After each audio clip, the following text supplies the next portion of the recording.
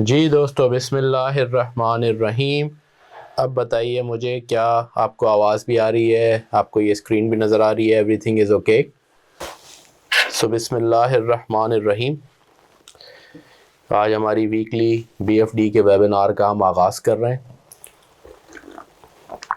Rabbi इश्रह ली सदरी व यस्सिर ली अमरी वहलुल उक़दतम मिन लिसानी यफ़क़हू क़ौली।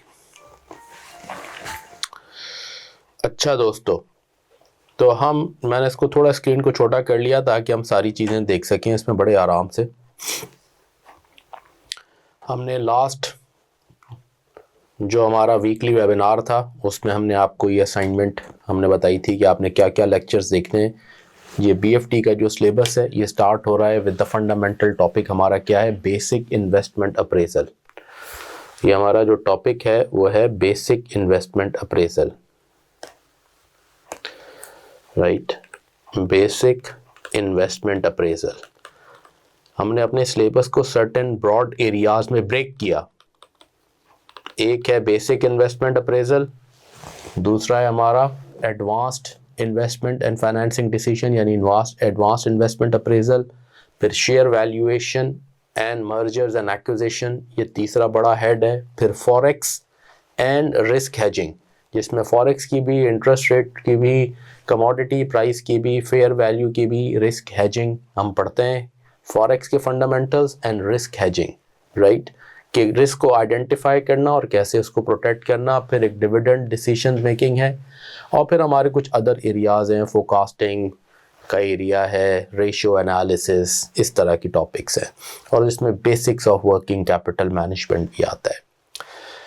तो हमने किया विद बेसिक इन्वेस्टमेंट अप्रेजल। ये वो एरिया है जो आप पढ़ के भी आए हैं अपने कैफ लेवल पे, और इसमें हम प्रोजेक्ट्स की अप्रेजल देखते हैं। इसमें NPV IRR एनालिसिस है, बट ऑफ कोर्स आपने जिस लेवल पे इसे देखा है उससे नेचुरली एडवांस लेवल है।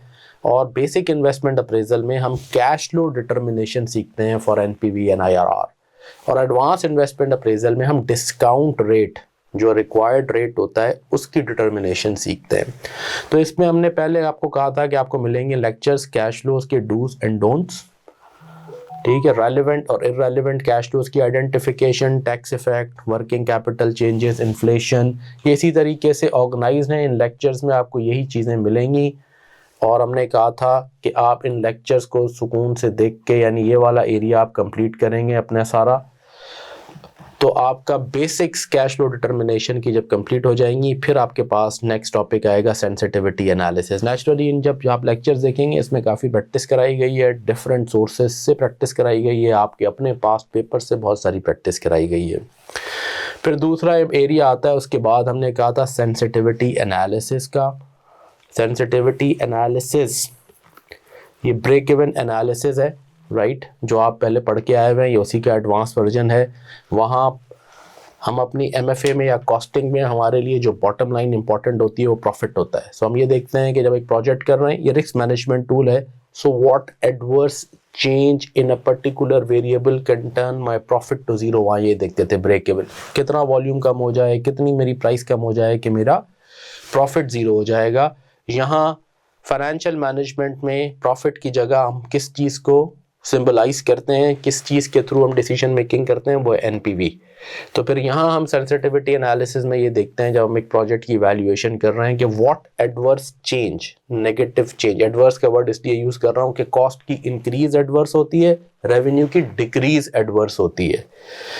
तो रेवेन्यू होगा, प्राइस होगी, तो उसकी कितनी डिक्रीज मेरी NPV को ज़ीरो कर सकती है, वॉल्यूम की कितनी डिक्रीज मेरी NPV को ज़ीरो कर सकती है, प्रोजेक्ट लाइफ की कितनी डिक्रीज मेरी NPV को ज़ीरो कर सकती है।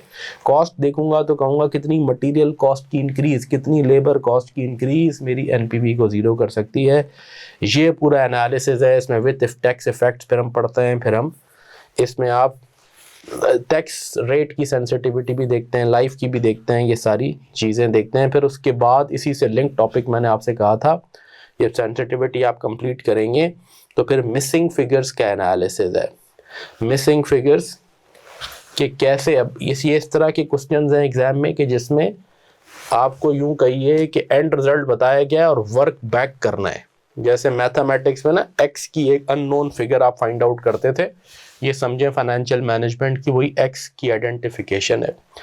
तो ये मिसिंग फिगर्स के क्वेश्चंस में आपको जनरली ये बताया जाता है कि आपकी जो एनपीवी है ना, वो एनपीवी आपको गिवन है।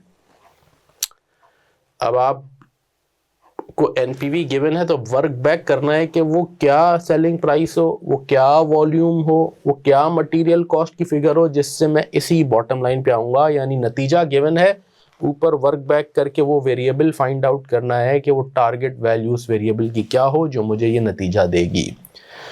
ठीक है, अब उसका एक तरीका फाइंड आउट करने का वही है जो हमारे एक्स का तरीका है, और दूसरा तरीका सेंसिटिविटी एनालिसिस टेक्निक है, राइट।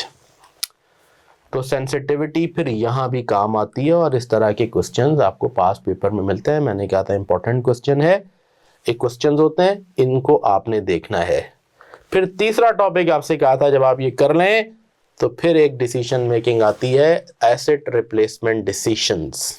ये एक टॉपिक है कि how frequently an asset be replace. ये कोई नई बात नहीं कर रहा मैं, ये वही लेक्चर्स हैं अल्लाह के वली दोस्तों जो आपको कहा था कि टॉपिक्स आपने पिछले हफ्ते कवर करने थे, जो कि मुझे पता है आप बहुत मसरूफ़ लोग हैं, ज़िंदगी में बहुत सारे काम हैं जो करने हैं, बहुत सारी कमिटमेंट्स होती हैं, बहुत सारी डिस्ट्रैक्शंस हैं, बहुत सारे चाहने वाले हैं जो आपसे टाइम मांगते हैं, बहुत सारा काम है जो आपसे टाइम मांगता है, बहुत सारा सीनियर्स और फर्म का और आर्टिकलशिप का प्रेशर है जो काम मांगता है। उन सब के अंदर रहते हुए ये करना है हमें, और यही चैलेंज है, ये बड़ा चैलेंज है सब्जेक्ट से कि अपना डिसिप्लिन और अपना टाइम मैनेज करना आज के दौर में, given the world of distractions and stress and competing priorities we are in. ये सब कंपीटिंग प्रायोरिटीज हैं, उसी के अंदर जगल करके हमने वक्त निकालना है अपने कीमती वक्त से, ताकि सब्जेक्ट की तैयारी हो और हम इंशाल्लाह पास हों और क्वालिफाई करें। यस,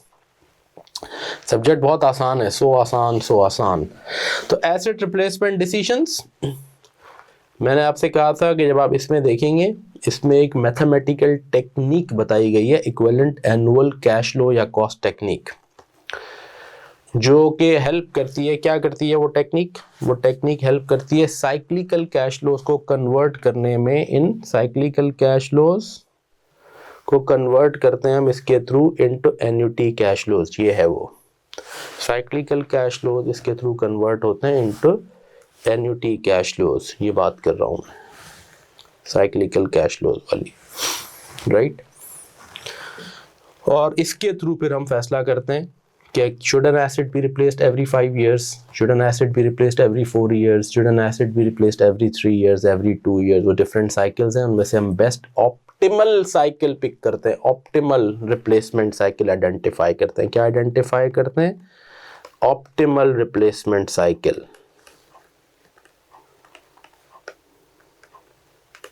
राइट, कि how frequently an asset be replaced. और ये फैसला जितनी मैन्युफैक्चरिंग इंडस्ट्रीज हैं स्पेशली उसमें, बल्कि इन सर्विस में भी, मैंने तो कहा था ये घरों में भी अभी एग्जांपल आ गई है कि मैं एसी कितने अरसे बाद रिप्लेस करूं, मैं मोबाइल फ़ोन कितने दिनों के बाद रिप्लेस करूं। ये भी एक ऑप्टिमल डिसीजन है। मोबाइल है, बहुत अरसा यूज़ करूंगा तो उसकी रिप्लेसमेंट वैल्यू ज़ीरो हो जाएगी, बहुत कम हो जाएगी, कोई लेता ही नहीं है, पुराने मॉडल हो गया।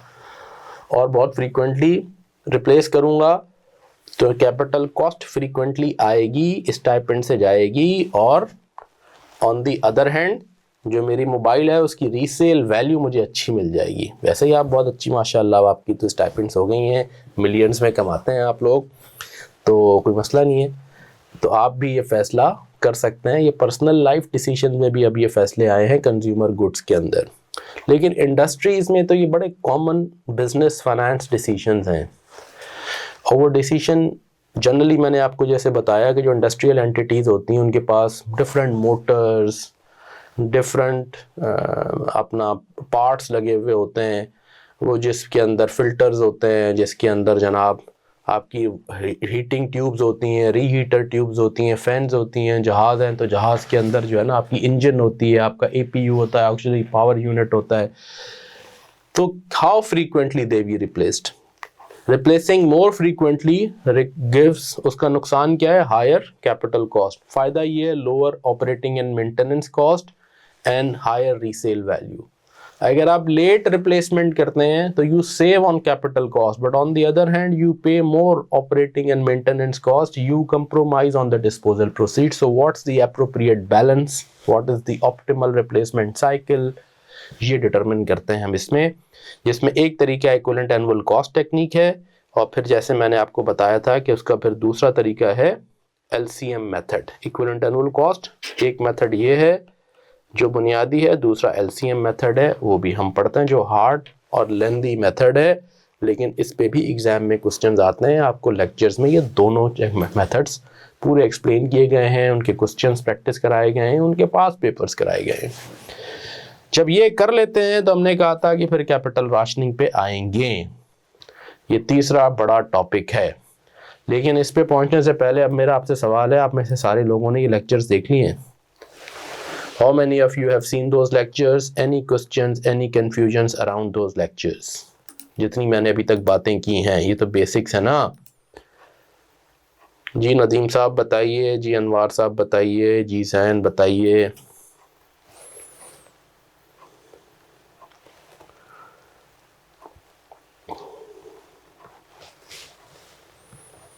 और इन लेक्चर्स में कोई क्वेश्चन, कोई कंफ्यूजन? जी नदीम आप बताइए. ये लेक्चर देख लिए सारे हमने? हाय हाय हाय, not at all, not all. Early closing में लगे हुए हैं हम. बेटा ज़िंदगी क्लोज हो जाती है आहिस्ता आहिस्ता, टाइम गुजर जाता है. ईयरली क्लोजिंग है ठीक है, लेकिन कोशिश करें कि इसमें भी इन प्रेशर पीरियड के अंदर रहते हुए भी कोई दिन का एक आध घंटा, if not every day every other day, 1-2 घंटे ज़रूर निकालें.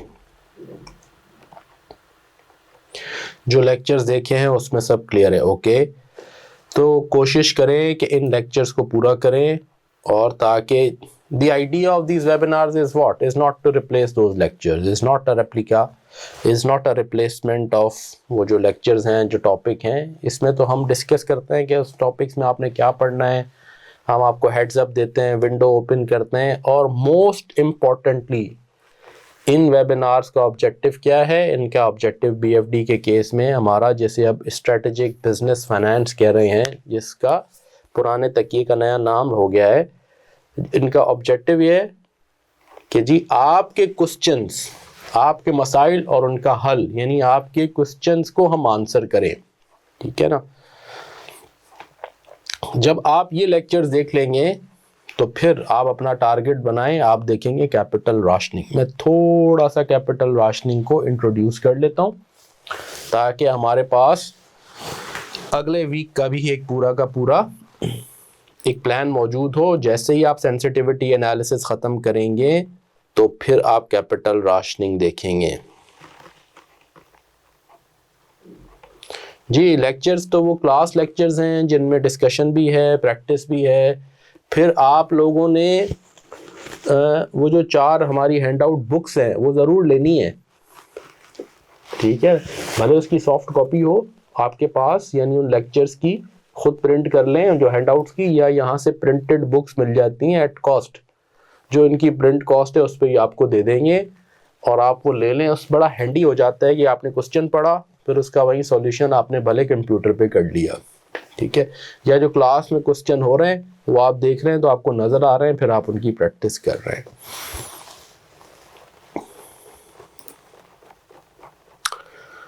अच्छा, अब मैं आता हूँ थोड़ा कैपिटल राशनिंग पे. कैपिटल राशनिंग ये वो टॉपिक है जो बड़ा इंपॉर्टेंट टॉपिक है.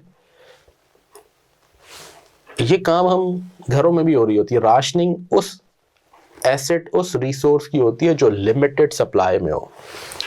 राशनिंग किस चीज़ की होती है? राशनिंग उस चीज़ की होती है जो लिमिटेड सप्लाई में होती है. राशनिंग आप उस चीज़ की करते हैं जो कि लिमिटेड सप्लाई में होती है, which is in limited supply, right. तो आपने अक्सर घर में भी देखा होगा कि चिलगोज़े आ गए. अब चिलगोज़े की क्वांटिटी का, हमें सप्लाई लिमिटेड है, खाने वाले, चाहने वाले, मोहब्बत करने वाले चिलगोज़ों से बहुत है.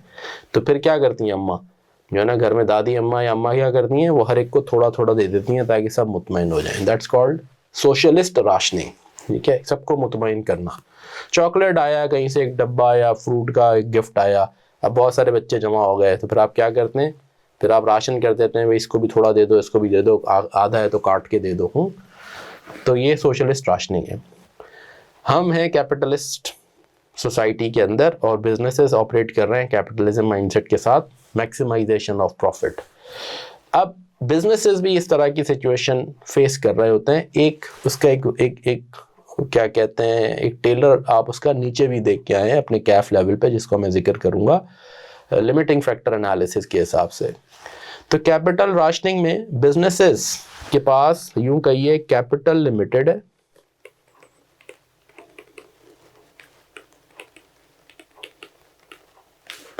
शॉर्ट सप्लाई है, कैपिटल लिमिटेड है,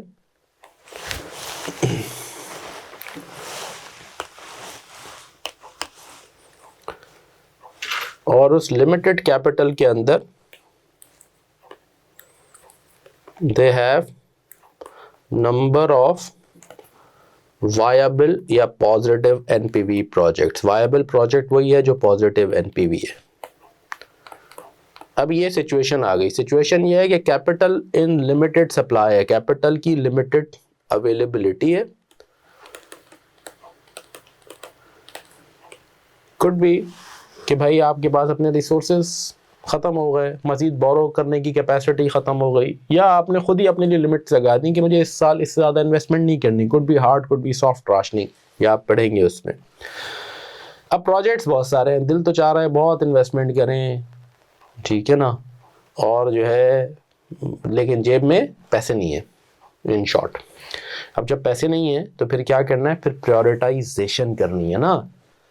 अब यहाँ सोशलिस्ट प्रायोरिटाइजेशन नहीं हो सकती, अब यहाँ सोशलिस्ट राशनिंग नहीं हो सकती। राशनिंग कहते हैं प्रायोरिटाइजेशन को, प्रायोरिटाइजेशन के कैसे प्रायोरिटाइज करें, कैसे अलोकेशन करें। अलोकेशन सही वर्ड है, अलोकेट कैसे करें। How do we allocate capital to different projects. अब प्रोजेक्ट्स हैं A B C D E, सारे वायबल हैं, ऑल पॉजिटिव एनपीवी। इसमें इन्वेस्टमेंट चाहिए, इन्वेस्टमेंट रिक्वायर्ड, इसमें चाहिए 500 मिलियन, इसमें चाहिए 300 मिलियन, इसमें चाहिए 600 मिलियन, इसमें चाहिए 800 मिलियन, इसमें चाहिए 900 मिलियन। और अवेलेबल कैपिटल कितना है, सारे पॉजिटिव एनपीवी, यानी जो जो करेंगे सब प्रोजेक्ट अपना कैपिटल भी वापस करेंगे, रिक्वायर्ड भी उससे over and above certain amount देंगे। और अवेलेबल कैपिटल है ओनली ₹1.2 बिलियन। तो आप सारा टोटल करें, सारे नहीं कर सकते ना, 800, 600, 1.4 और 8.8 ऐड कर दें, ठीक है, कितना हो गया 2.2 प्लस 9, यानी 3 बिलियन से ज़्यादा चाहिए। रिक्वायर्ड 3 बिलियन से ज़्यादा है, अवेलेबल बहुत कम है। अब क्या करें, sorry, available ₹1.2 billion.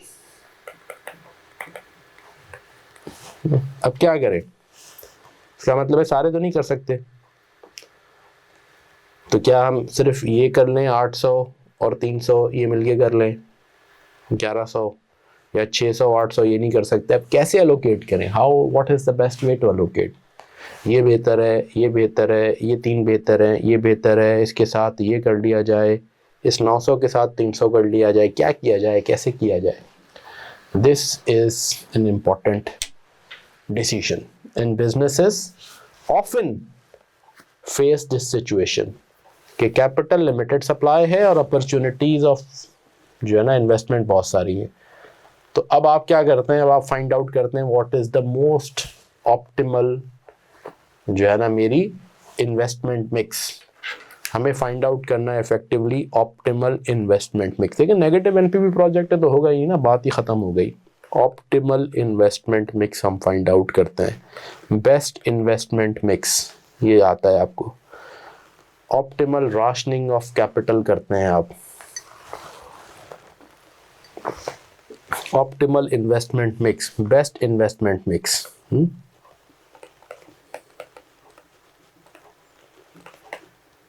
What is the best investment mix. कौन से प्रोजेक्ट करूं और कौन सा प्रोजेक्ट ना करूं, छोड़ दूं अभी, ठीक है ना, ये है। अच्छा, ऑब्जेक्टिव इसमें क्या होगा, यहाँ जब हम घर में चॉकलेट बांट रहे होते हैं, ऑब्जेक्टिव होता है सबको मुतमईन करना। सोशलिस्ट राशनिंग ये होती है ऑब्जेक्टिव। क्या कैपिटलिस्ट राशनिंग क्या है? मैक्सिमाइजेशन ऑफ प्रॉफिट्स या वैल्यू। यहाँ हम चूंकि एनपीवी के बेसिस पे देख रहे हैं तो हम कहेंगे maximisation of NPV, because NPV की maximisation, of course positive NPV की मैक्सिमाइजेशन मेरी वेल्थ मैक्सिमाइजेशन करेगी। पॉजिटिव एनपीवी डिफाइन कैसे होती है? पॉजिटिव एनपीवी हम कहते हैं उस प्रोजेक्ट की होती है जो प्रोजेक्ट अपना कैपिटल वापस करेगा, अपना रिक्वायर्ड रिटर्न दे दिया, ओवर एंड अबव जो सरप्लस दिया अमाउंट, उस सरप्लस की आज की तारीख में discounted present value is positive NPV, right. तो मैक्सिमाइजेशन ऑफ दैट एनपीवी हम ये देख रहे हैं, ये ऑब्जेक्टिव होता है। तो हम कैसे एलोकेशन करें इन प्रोजेक्ट्स में जिससे हमारी मैक्सिमाइज हो जाए एनपीवी। ये बिल्कुल ऐसे ही जैसे लिमिटेड फैक्टर एनालिसिस में आपके पास रॉ मटेरियल लिमिटेड होता है और आपके पास 4 फिनिश प्रोडक्ट आप उससे बना सकते हैं, तो आप वो बनाते हैं जिससे मेरा कंट्रीब्यूशन मार्जिन मैक्सिमाइज हो। कंट्रीब्यूशन मार्जिन मैक्सिमाइज होगा तो फिक्स कॉस्ट तो सेम है, तो प्रॉफिट मैक्सिमाइज हो जाएगा। You try to maximise profit, यहाँ we are trying to maximise NPV. ये सीखते हैं और ये सीखते हुए फिर हम देखते हैं कि अगर मेरे प्रोजेक्ट्स डिविजिबल हों तो क्या होगा, प्रोजेक्ट्स इनडिविजिबल हों तो क्या होगा, कैसे मैं राशनिंग करूंगा। सिंगल पीरियड राशनिंग होती है, मल्टी पीरियड राशनिंग भी हमने पढ़नी है। सिंगल पीरियड का मतलब कि बस ये तंगी, ये हाथ की तंगी, ये पैसों की कमी 1 साल के लिए है, फिर दूध और शहद की नहरें बहेंगी, फिर पैसे ही पैसे होंगे, फिर पाकिस्तान एशियन टाइगर बनेगा और हम भी टाइगर बन जाएंगे। सिंगल पीरियड राशनिंग भी होती है और मल्टी पीरियड राशनिंग भी होती है, एक से ज़्यादा पीरियड में। यानी पैसे की तंगी, limitation of capital is not just for 1 period, is for more than 1 period, for 2 years 3 years वगैरह वगैरह। तो 2 years तक की हम पढ़ते हैं, फिर हम इसमें लीनियर प्रोग्रामिंग का इस्तेमाल करते हैं, ये फिर बाद में पढ़ते हैं हम। अभी हम सिंगल पीरियड राशनिंग में हमारा फोकस होता है, अभी ये नाउ लेटर ये पढ़ते हैं, ये लेटर पढ़ेंगे हम।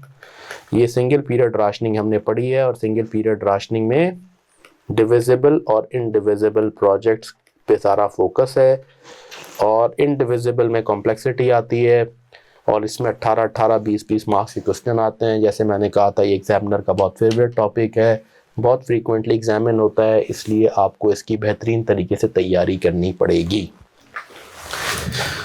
मैं मज़ीद इसकी बातें नहीं करता क्योंकि मुझे अंदाज़ा है कि आप लोगों ने इसको बहुत डिटेल में अभी नहीं पढ़ा, पुराने लेक्चर्स ही, यहाँ तक कैपिटल राशनिंग में तो अभी आप पहुँचे ही नहीं हैं, लेकिन बहरहाल ये एक बहुत इंपॉर्टेंट टॉपिक है जिसको आपने कवर करना है। इस कैपिटल राशनिंग के अंदर जैसे मैंने कहा पे डिविजिबल प्रोजेक्ट्स ये इजी है, इसको हम सॉल्व करते हैं। डिविजिबल प्रोजेक्ट्स के इशू को फिर हम सॉल्व करते हैं वाया, हम कहते हैं प्रॉफिटेबिलिटी इंडेक्स, और ये बिल्कुल ऐसे ही है जैसे लिमिटिंग फैक्टर एनालिसिस होता है।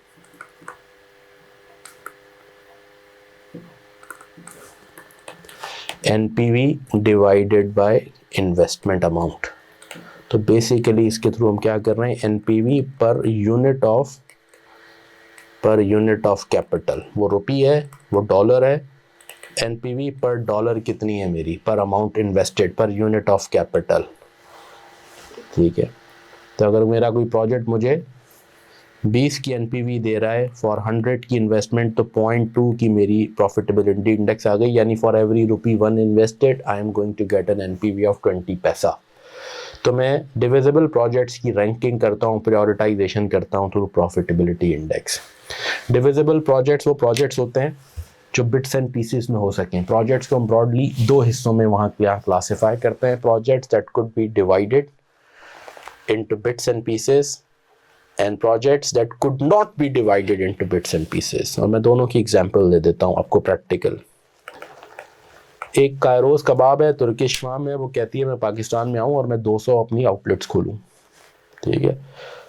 एक चाइनीज़ फर्म है, वो कहती है BYD, वो कहते हैं जी मैं पाकिस्तान में प्लांट तो लगा रहा हूँ, मैं 20 शोरूम्स खोलूँगा, डीलर दूंगा या 200 दूंगा। मेरे पास इतने पैसे नहीं है फॉर एग्जांपल कि मैं अपनी 20 फ्रेंचाइज आउटलेट्स खोलूँ एज अ कायरोस कबाब, या 200 खोलूँ। तो मैं कर सकता हूँ ना कि मैं 200 ना करूँ, मैं 10 कर लूँ टू स्टार्ट विथ, मैं 5 कर लूँ टू स्टार्ट विथ, मैं 3 से स्टार्ट कर लूँ इन लार्ज सिटीज़ एक एंड देन मैं ग्रेजुअली बढ़ाता जाऊँ। ये डिविजिबल प्रोजेक्ट हो गया। इंडिविजुअल प्रोजेक्ट ये है कि मैं एक फैक्ट्री लगाना चाह रहा हूँ। अगर मैं फैक्ट्री लगाना चाह रहा हूँ तो ये नहीं हो सकता कि मैं 20% फैक्ट्री लगा दूँ। थोड़ी बहुत मैं कैपेसिटी ऊपर नीचे कर सकता हूँ, but this is a classical example of an indivisible project. ये नहीं हो सकता कि मैं फैक्ट्री लगाऊंगा या मैं फैक्ट्री नहीं लगाऊंगा। मैं 20%, 10%, 5% फैक्ट्री नहीं लगा सकता। तो कुछ प्रोजेक्ट्स डिविजिबल होते हैं, कुछ इंडिविजिबल। एक भी प्रोजेक्ट हमारी लिस्ट में अगर इंडिविजिबल हो गया तो हम इंडिविजिबल की वाली कैटेगरी में चले जाते हैं। यहाँ हम हिट एंड ट्राई भी यूँ कहें एक प्रोसेस के थ्रू यहाँ हम पॉसिबल कॉम्बिनेशंस एक्सप्लोर करते हैं। इस किस्म में पॉसिबल कॉम्बिनेशंस एक्सप्लोर करते हैं while remaining with in the limitation of capital. और फिर देखते हैं कहाँ एनपीवी मैक्सिमाइज हो रही है। जैसे मैंने यहाँ ऊपर आपको एक एग्जांपल दी थी कि मेरे पास 1.2 बिलियन का कैपिटल और ये प्रोजेक्ट्स इंडिविजिबल हो, तो इसका मतलब है मैं 900 और 600 नहीं कर सकता। ये कॉम्बिनेशन ही नहीं हो सकती सी और ई की, तो 1500 हो जाएगा, पॉसिबल ही नहीं है। हाँ 800 300 पॉसिबल है, 1100 900 300 पॉसिबल है, इवन 800 500 पॉसिबल नहीं है, 800 600 पॉसिबल नहीं है।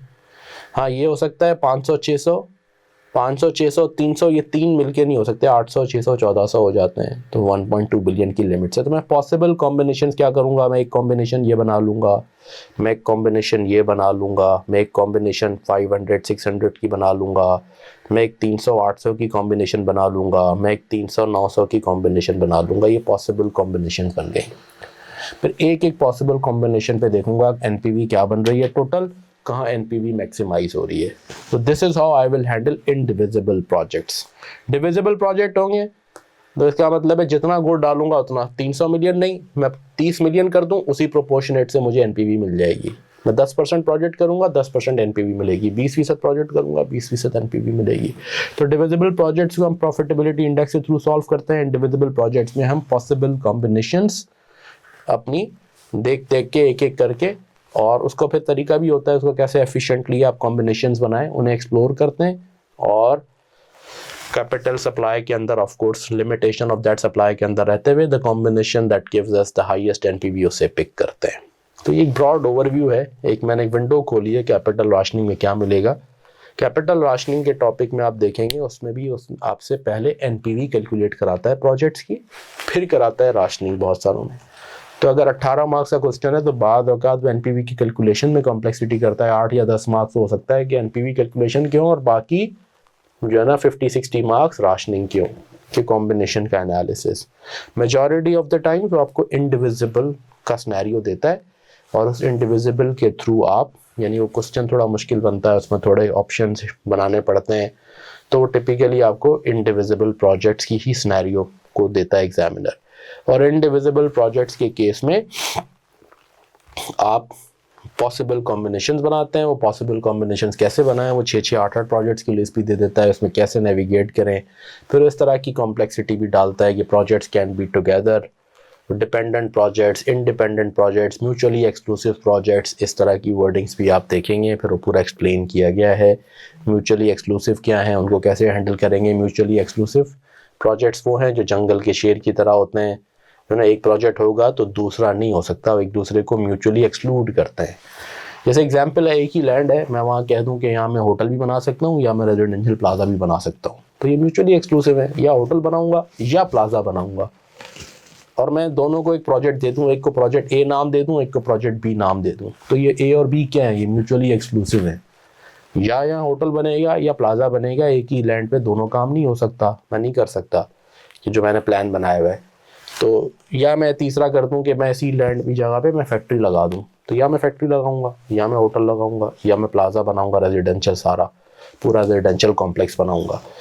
तो इसको कहते हैं ये म्यूचुअली एक्सक्लूसिव।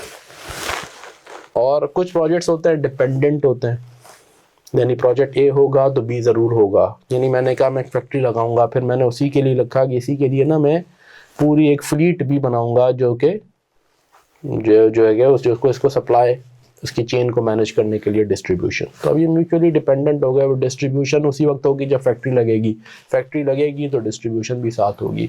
तो ये म्यूचुअली डिपेंडेंट हो गए कि ये दोनों एक साथ effectively for practical purposes they are one project, तो हम उन्हें कहते हैं they are mutually dependent, they should be treated like one. इनका चोली दामन का साथ है, एक होगा तो दूसरा भी ज़रूर होगा। म्यूचुअली एक्सक्लूसिव जंगल के शेर, और इन दोनों एक्सट्रीम्स के बीच में एक होता है इंडिपेंडेंट, जिनका एक दूसरे से ताल्लुक़ नहीं है। एक प्रोजेक्ट है जो है ना, वो मैं एक प्रोडक्ट ए लॉन्च करूँ, एक प्रोजेक्ट है कि मैं अपनी एग्जिस्टिंग कैपेसिटी को इन्हांस करूँ, एक प्रोजेक्ट ये है कि मैं एक नई इंडस्ट्री में चला जाऊँ। They are all mutually independent, तो एक दूसरे से कोई ताल्लुक़ नहीं है। एक साथ हो सकते हैं और ना एक दूसरे पे म्यूचुअली डिपेंडेंट है, साथ हो भी सकते हैं और डिपेंडेंट भी नहीं है। तो ये इस तरह की कैटेगरीज भी हैं। वो क्वेश्चन में आपको इस तरह की कॉम्प्लेक्सिटी देता है, फिर इनडिविजिबिलिटी में कहता है कि ये 40% तक डिविजिबल है, ये इतना है। तो ये सारे जब आप प्रैक्टिस करेंगे तो सिनेरियोज़ को देखेंगे और उसमें सारी एक्सप्लेनेशन भी देखेंगे। तो ये एक इम्पॉर्टेंट टॉपिक है जिसको आपने बहुत अच्छे तरीके से देखना है, और इम्पॉर्टेंट इसलिए है कि बहुत ज़्यादा फ्रीक्वेंटली ये एग्जामिन टॉपिक है। एनपीवी कैलकुलेशन के साथ जैसे asset replacement is not that frequently examine, आता है तो 12 मार्क्स 15 मार्क्स का क्वेश्चन है, लेकिन कैपिटल राशनिंग रिलेटिवली ज़्यादा एग्जामिन होता है। Is this clear? क्योंकि इसमें वो एनपीवी कैलकुलेशन के साथ साथ राशनिंग पूछता है, तो उसके दोनों ऑब्जेक्टिव्स कवर हो जाते हैं। तो यहाँ पे मैं डिस्कशन अपनी पॉज करता हूँ। आप कैपिटल राशनिंग बड़ा टॉपिक है, इस वीक बाकी टॉपिक्स के साथ आप ये कर लें तो बहुत बेहतरीन हो जाएगा, कैचअप कर लें, ताकि अगले हफ्ते फिर हम इससे आगे इस कैपिटल राशनिंग को भी थोड़ा और डिटेल में पढ़ेंगे। फिर इसके और कुछ एरियाज़ हैं, IRR, MIRR, इस तरह की चीज़ें हैं। तो यहाँ पे मैं करता हूँ close. Is that okay? Anwar साहब, नदीम साहब, आर यू बोथ ओके? आपका कोई सवाल है? जैन, आपका कोई सवाल है तो प्लीज़ फील फ्री। प्लीज़ अपना टाइम निकालें, डिसिप्लिन क्रिएट करें। रमज़ान फिर आ रहा है, यस, इसमें थोड़ा सा आपको अपने ऊपर स्ट्रेस भी लेनी पड़ेगी थोड़ी सी, but this is the time to work hard, to be more disciplined, to catch up for the lost time. ठीक है दोस्तों, तो मैं आज के वेबिनार को यहाँ पे क्लोज करता हूँ।